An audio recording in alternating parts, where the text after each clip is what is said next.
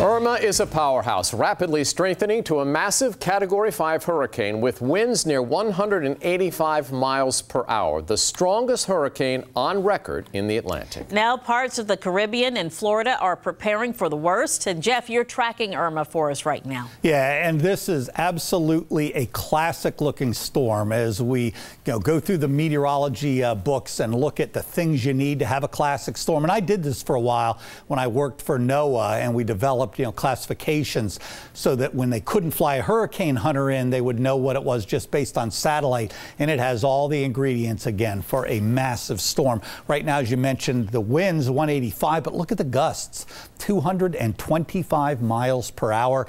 Top winds again, strong as we have ever seen in the Atlantic since we've been keeping records. It's going to be certainly somewhere close to the Florida Straits as we go through the weekend, and then it's just a question of, is it heading into the Gulf? Even if it does that, it's likely to make a sharp turn northward eventually. So that's starting to get depicted here in this picture.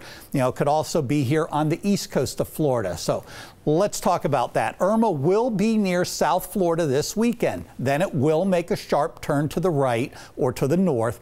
But it could end up anywhere from Memphis all the way up to Maine. And here is why. It's the strength of the high offshore that's pushing it, but eventually what's really going to determine it is how close this front is, or this jet stream, this dip to it.